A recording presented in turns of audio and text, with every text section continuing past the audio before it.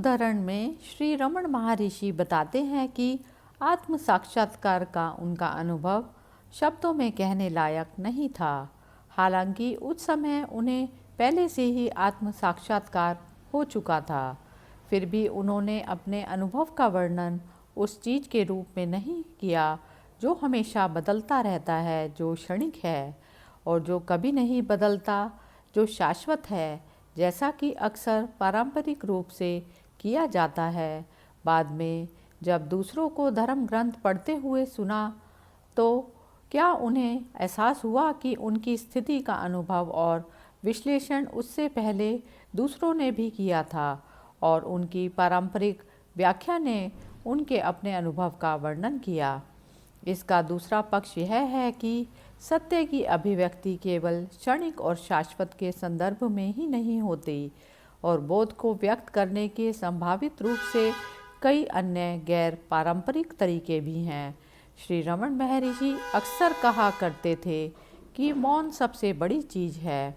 अगर कोई इसे ग्रहण करने के लिए पर्याप्त रूप से परिपक्व हो, इसमें हठ धर्मी सोच के खिलाफ धार्मिक सत्य को दूसरों से बेहतर व्यक्त करने के कुछ तरीकों से जुड़े रहने और अवधारणाओं में फंसने के खिलाफ चेतावनी भी निहित है।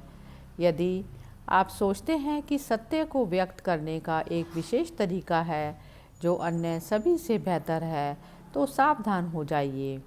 जो चीज़ एक व्यक्ति के लिए काम करती है वह दूसरे के लिए काम नहीं कर सकती। एक व्यक्ति की मदद दूसरे के लिए बाधा बन सकती है। जब स्वामी योगानंद ने श्री रमण महर्षि से पूछा कि संयुक्त राज्य अमेरिका में साधकों के लिए सबसे अच्छा आध्यात्मिक निर्देश क्या होगा, तो श्री रमण महर्षि ने जवाब दिया, यह व्यक्ति के स्वभाव और आध्यात्मिक परिपक्वता पर निर्भर करता है। कोई सामूहिक निर्देश नहीं हो सकता। वास्तविक सत्य को अवधारणाओं में व्यक्त नहीं किया जा सकता, जैसा कि अक्सर कहा जाता है। सभी शिक्षाएं तभी तक अच्छी हैं जब तक वे उपयोगी हैं। इसके अलावा वे बेकार हैं और कभी कभी हानिकारक भी होती हैं यदि वे साधक को अवधारणाओं और कठोर सोच में फंसाए रखती हैं। जो वास्तविक और सत्य है उस पर टिके रहें, अवधारणाओं पर नहीं।